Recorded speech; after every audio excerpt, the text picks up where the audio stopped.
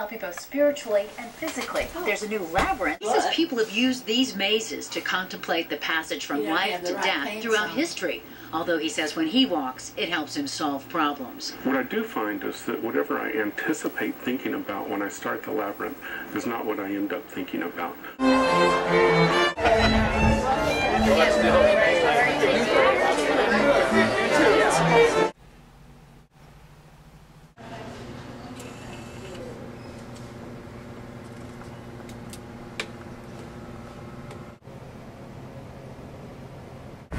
Were for early humans to contemplate the journey from birth towards and into death and back out of death again. I don't think that interest has changed that much. And to bring such a powerful tool into the use of hospice is a marvelous thing. There are two things that I would like to contemplate today with you that I've been thinking about concerning the labyrinth. First of all, you're taught now that the labyrinth is different than a maze because a labyrinth has no tricks or turns, and a maze has plenty of tricks and turns and dead ends. But when you research it, it was only recently that there was that distinction.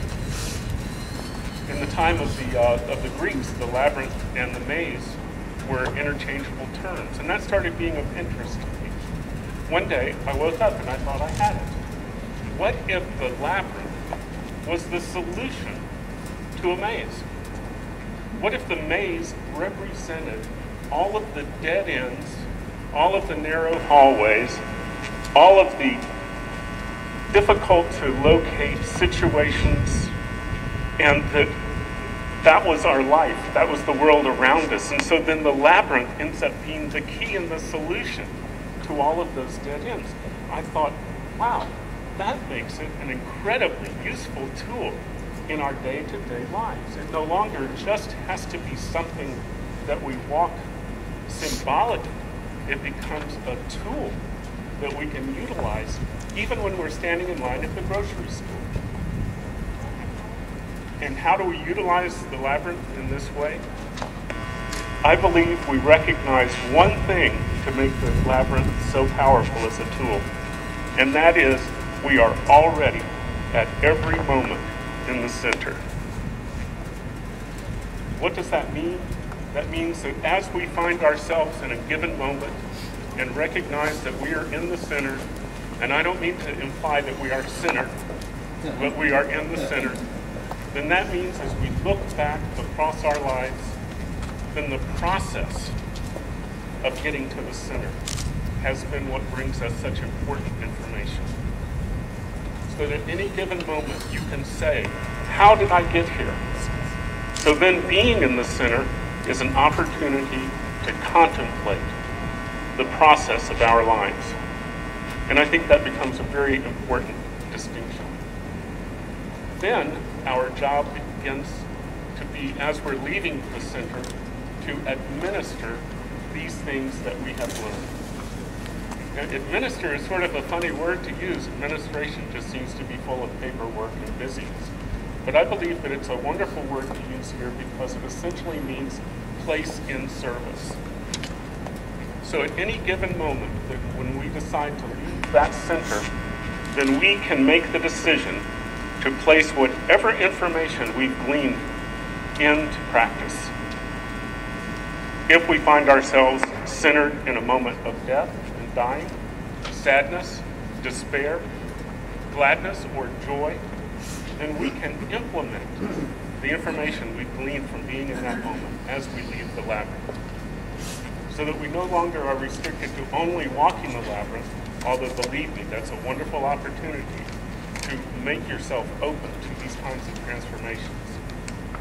But in any given moment, if we're beside the bed of a loved one dying, if we're at home with our family, if we're alone riding, we can access the labyrinth.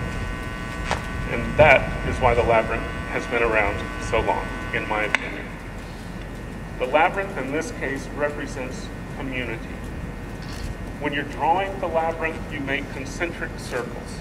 It's very similar to tossing one of Jack's pebbles into a pond. and having the circles come back to you. That's how the individual is perceived as operating in this world. But when you draw the labyrinth, then you deviate from those concentric circles by creating intersections. And it's those intersections that give you the weaving and give you the spiraling and give you the opportunity to think. What I like to think about is several people, a lot of people, throwing stones into the water.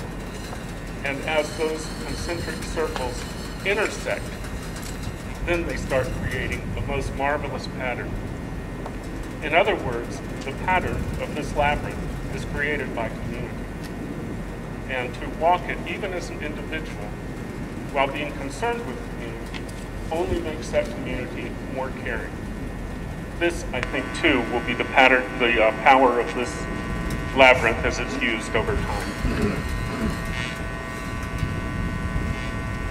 Last night, I walked this labyrinth for the second time. And I always feel it's a special honor.